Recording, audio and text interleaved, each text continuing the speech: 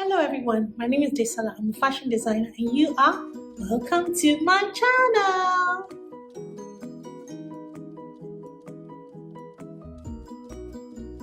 So today I'm talking about what you need to know before you start a fashion business. I am a fashion designer, an African inspired ready-to-wear fashion designer based in Lagos, Nigeria. And I have been in business for 9 years. I have run my business successfully for 9 years. And I'd like to share with you some of the things I feel will be useful and helpful to start a fashion business. When I first started, I didn't really have anyone to hold my hand and walk with me or give me pointers or directions. I just jumped into the water and I started swimming. I had my highs, I had my lows, I made a lot of mistakes, and I learned from every single one of them. And that is why today I want to share what it takes to run a business and what you need to know before you start. I also want to let you know that, talent is not enough. No matter how much you know about something, about a particular thing, it's not enough. There's so much more involved in running a business. So much more. And most of the time you tend to learn on the job. I have learned a whole lot on this job.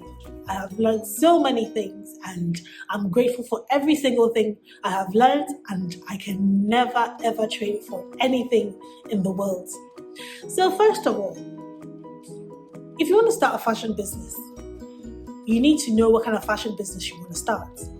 You need to know if it's selling ready-made clothes or if it's tailoring. And if it's tailoring, there's so many branches of tailoring. It could be ready to wear, it could be custom orders, it could be made to measure, it could be bespoke, it could be anything. You just choose one and start with it. But as you choose, don't narrow down your options too much that if it's not working for you, you cannot leave. And also you need to know what kind of fashion you want to do. Is it for girls? Is it for boys? Is it for women? Is it for men? Is it for grandmas? Is it for grandpas? You need to know your niche and you need to figure out the target audience. Sometimes you may not know that from the get-go, but at least have an idea. When you have an idea with what to work with and you start, when things are not working, you'll be able to fine-tune yourself to know, okay, this is not my target audience. This is actually my target audience. Because it actually happened to me when I first started. I thought my target audience would be mainly young girls, like myself when I first started then. But it turned out that they were not. My audience were mainly mature women. And even though over the years, it has kind of like changed a little bit. So I have mature women, I have young girls, I have, women my age. I have different kinds of them. But in the beginning, you need to figure out which one you want or which one you intend to stick with. And like I said, be as flexible as possible because tomorrow things can change. And when things change, you're able to be flexible enough to change or divert or move into another line. Another thing I want to let you know is, how do you intend to run the business? Do you intend to run it online? Do you intend to open a brick and mortar shop? Do you intend to give it to retail outlets to sell for you? You need to figure that out. And when you're doing that, there are things you need to think of. If you're going online, you need to know that, okay, if I'm going online, in as much as I'm online, I can't make online my only point of transaction or point of sales. it cannot be the only thing, because the thing is, the honest truth is, when you say, oh, I'm going to do this fashion business, I'm going to just go on Instagram and, I'm going to do some sponsored ads and, that's it, everything's just going to go. Sometimes it may work and sometimes it may not work. So you need to prepare yourself that, if it doesn't work, what is the next available option? Another thing is you need to know your financial costs. You don't have to know every single detail, but you have to have an estimate of what it's going to cost you to start this business. Because the thing is, fashion business involves money. And if you start the business and you say, oh, this is just okay, I'm just going to start with this, I'm just going to manage it, it's okay. It's okay to start like that. But there are times when business is down, and because it's still a new business, there are things that still need to keep on running. There are things that still need to keep on moving, and you need to pay for these things. For example, if you have an online presence and you have a website, you have to pay for your hosting, you have to pay for your domain, you have to pay for your monthly, if it's an e-commerce website, you have to pay for your monthly hosting. So all these things, you need to put them into consideration when you're starting a business. And if you want to go with a brick and mortar, you need to think of, okay, when I open this brick and mortar, what's it going to take? What is going to entail in running this shop? You need to factor in the costs of running the shop, basically the lights, the staff, all those things. You need to figure them out.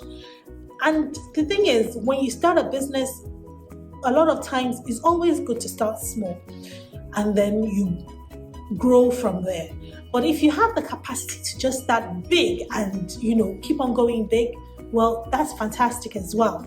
But it's always good to start small, because when you start small, you're able to test the waters, you're able to know what works and what doesn't work. Another thing I'd tell you is that you need to figure out how you intend to produce what you are going to sell. If you're doing clothing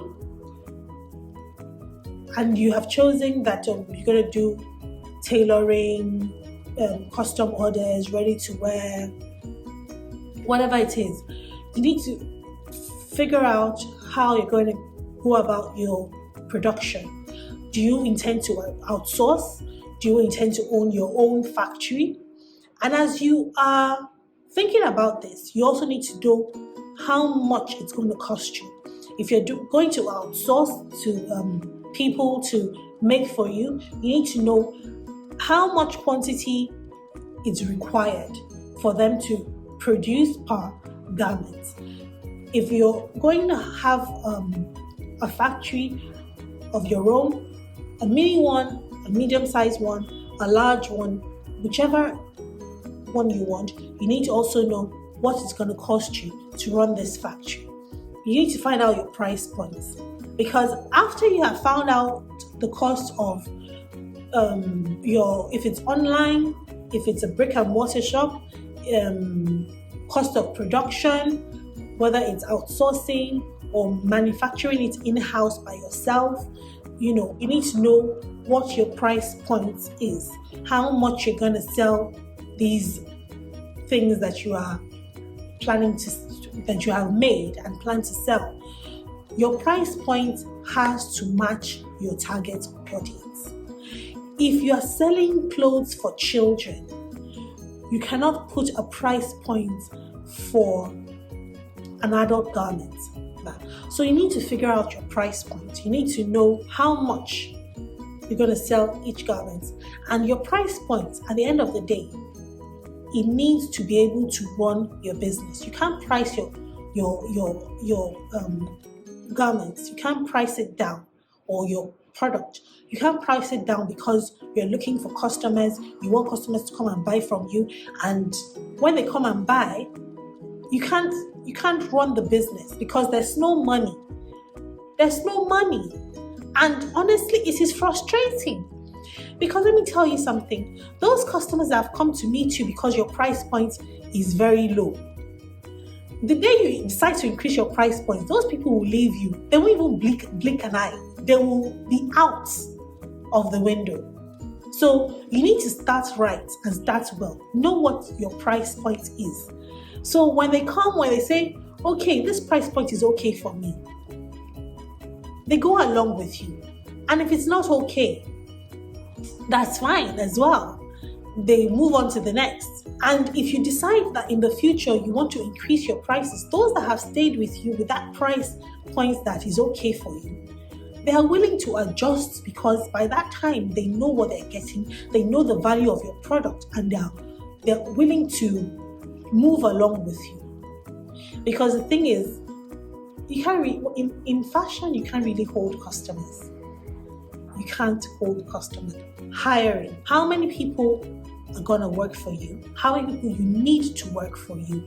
Because in as much as it's a small business, you can't do everything on your own. You need some people to help you.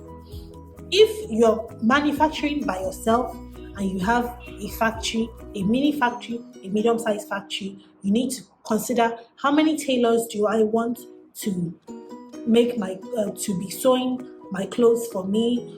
Or if you have a brick and mortar, you also need to figure out who is going to help me run the shop when I'm not available, because you'll not always be there.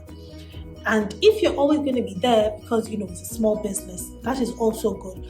That is good. In fact, that's fantastic because it gives you an opportunity to meet your customers when they come in. You meet them, you're able to interact with them, have little discussions, little conversations with them, and you're able to know, what they like, what they want, and you're able to design accordingly. And when you're hiring, being a new business, you need to hire right. I would rather employ someone who is willing to work and who is willing to learn than someone who knows it all.